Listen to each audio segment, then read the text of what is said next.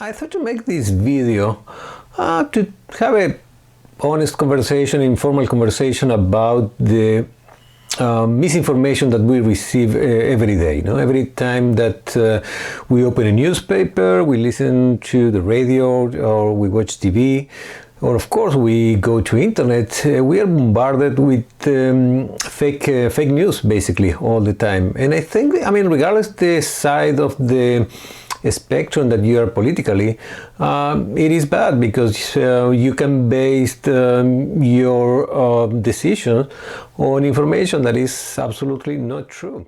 And it's not new that the media tips the scale in order to fit their agenda. What is kind of new is that they don't try to hide it anymore. It is very much in the open. And they don't care the consequences. And this manipulation is not necessarily for any economical gains. In some cases it is. And I don't think that there is a conspiracy about that, but in my opinion, it seems that the new generation of journalists are basically activists. They are not journalists anymore. And the list of information that is false, it never ends. We can be here for hours and talking about different articles, and we'll find that they are lying here, lying there, lying everywhere. But there are some concrete examples that we can mention. For example, the case of Der Spiegel. There was a reporter called Klaas Relotius that worked for this German magazine, and the guy was basically making up the entire articles. And this guy was awarded several times because of the kind of excellence in journalism that he was doing.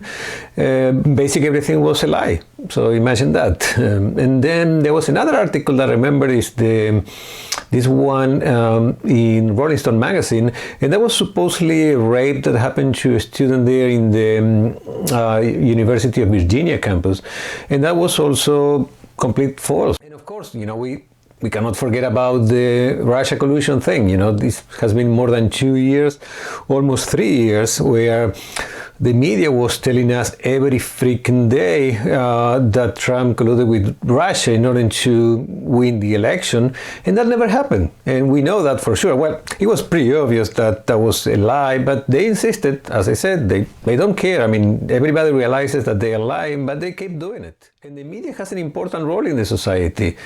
But if you cannot believe them, then there is no reason.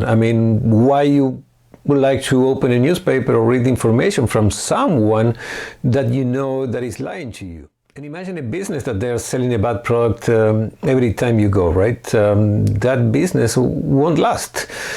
It's like you buy fish and the fish smells, fishy. It is rotten. And this is what the media is selling to us. They expect that to consume that. And I think, and I say, hey, we have to awake and not do that anymore. And these organizations are not doing much in order to improve the situation. When the truth finally comes up, they pretty much sweep it under the rug, or they put it, like recognition of the mistake, maybe, last page in the newspaper, or they don't say anything. They just pretty much keep doing it, keep lying it. And when there is no other alternative, well, in some cases they have to recognize it, like in the cases, as I mentioned, that Rolling Stone and Der Spiegel magazine.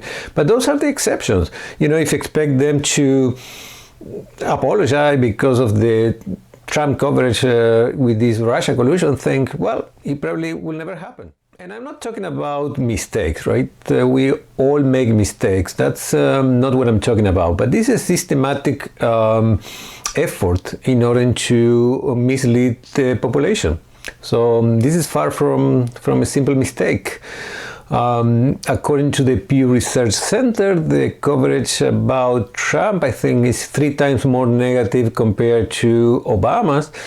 and only 5% of the coverage about Trump is positive, and 95% of that coverage is just negative information. And the basic of journalism should be to double check the source and make sure that the information they get is reliable, but they don't do that anymore. They don't care, as I mentioned. They just keep pushing, whatever it fits their agenda, that's fine, they publish it. And of course, they have to be objective, but they are not. I mean, and you can see the statistics. This is not something that is what I feel or what I think.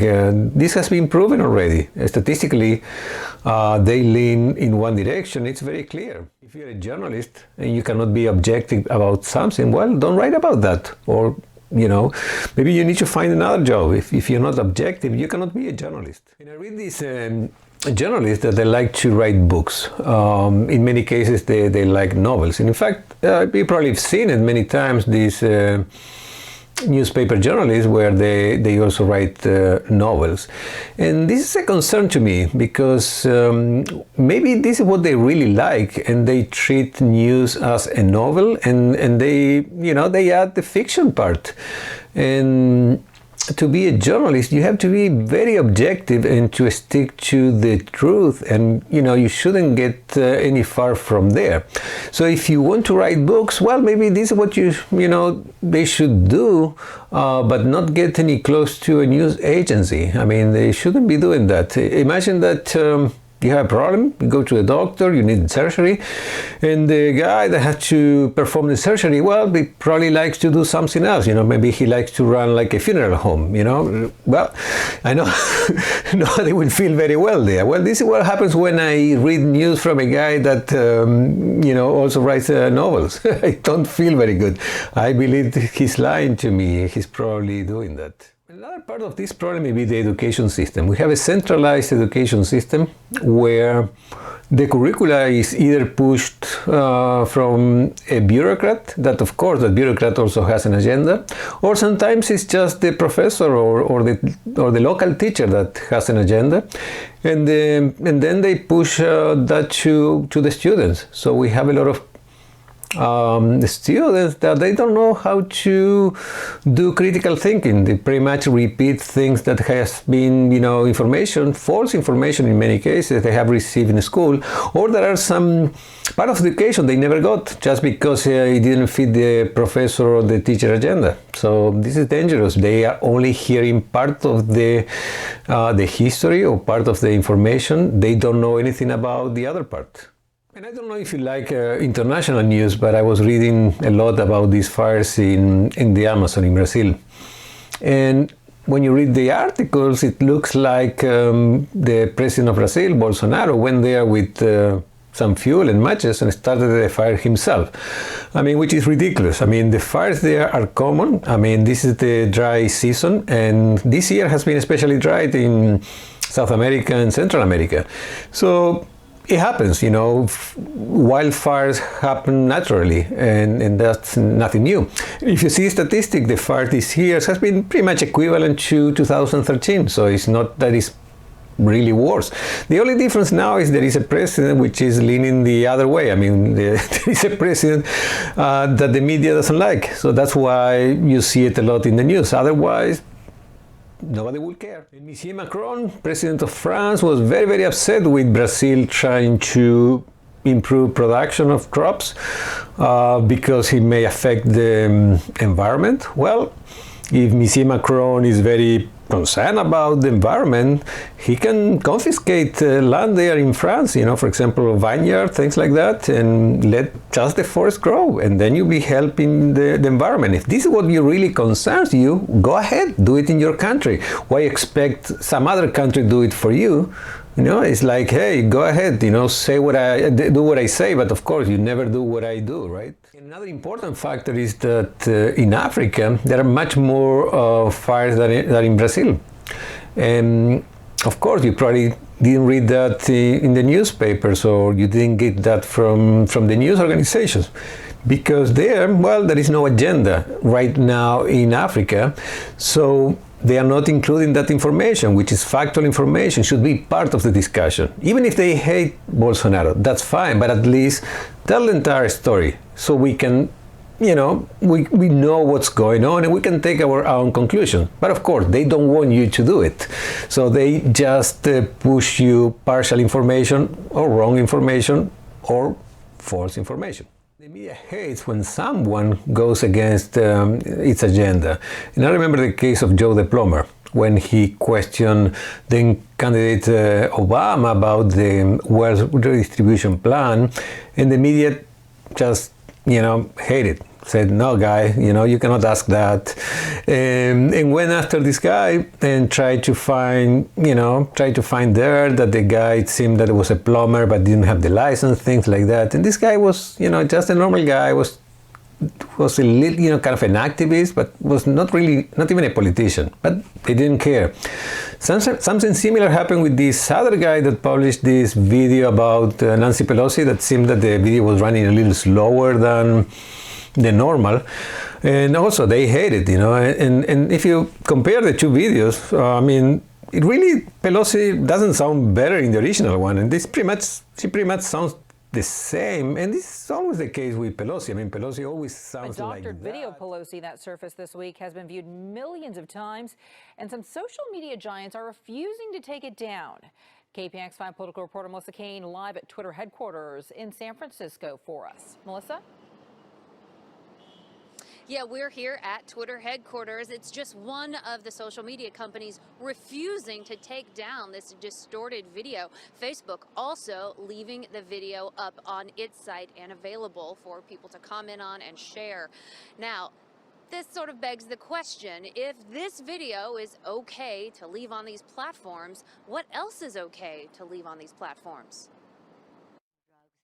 Here's the real video of Speaker Pelosi. And then he had a press conference in the Rose Garden with all this sort of visuals that obviously were planned long before. And here's what Politics Watchdog posted on Facebook on Wednesday. And then he had a press conference in the Rose Garden with all this sort of visuals that obviously were planned long before.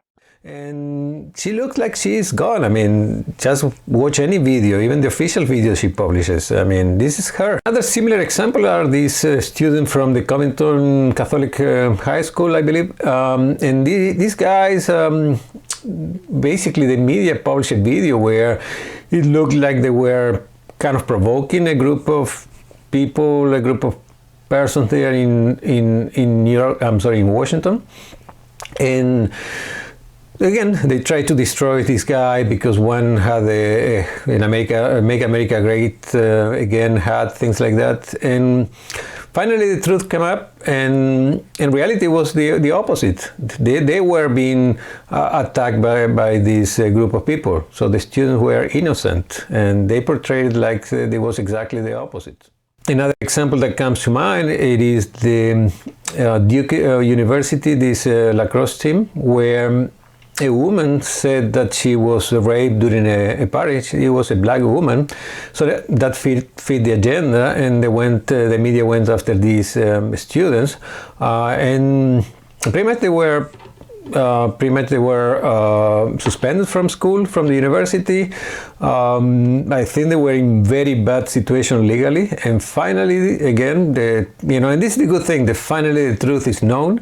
That was made up by this woman. But the media, they went like crazy. They didn't care. They didn't have enough information. They didn't have several sources to confirm the information. They went to destroy these guys. They are rich guys, white guys against the black woman. Hey, that was perfect for them. So let's go and destroy these people. We don't care.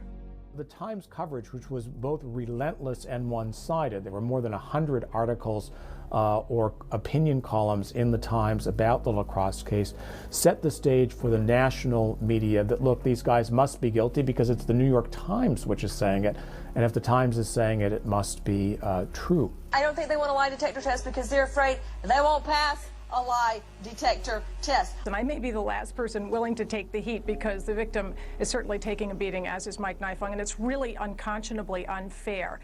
this was a case that served differing agendas of differing groups. For Nifong, he wanted guilt because it would help his cause in the primary. For the Duke faculty members, portraying their own students as racist advanced an on-campus agenda of making more hires, dealing with topics of race, class, and gender, and requiring more courses in race, class, and gender. And for the New York Times, this was a case that fit very much the basic assumptions of a typical Times journalist, that white male athletes were out of control, both sexual and racial connotations, and that advancing this would sort of advance a broader ideological agenda of the time. Another interesting piece of information is about these farmers that supposedly they are very, very upset with Trump because of the trade war with China. However, they were talking about soybean, basically a commodity. So when you don't sell a commodity to one market, you'll sell it to another. I mean, if you don't sell these commodities, I mean, if there is a big surplus internationally, the price of the commodity will go down like crazy. And if you see soybean, the prices are more or less stable. So it is not the way that the media is trying to show the problem. Because now that China is buying less from the United States, it's buying more from other countries. Well, those countries are not feeding or not sending the amount of crop to third countries. And those they need to buy from where there is a surplus, and this is the United States right now. So, I mean, it can be a little disruption now that the markets are changing a little bit, but in the end, you know, the amount of soybean that is going to be sold, it didn't change. It's going to be the same, and the price will remain the same.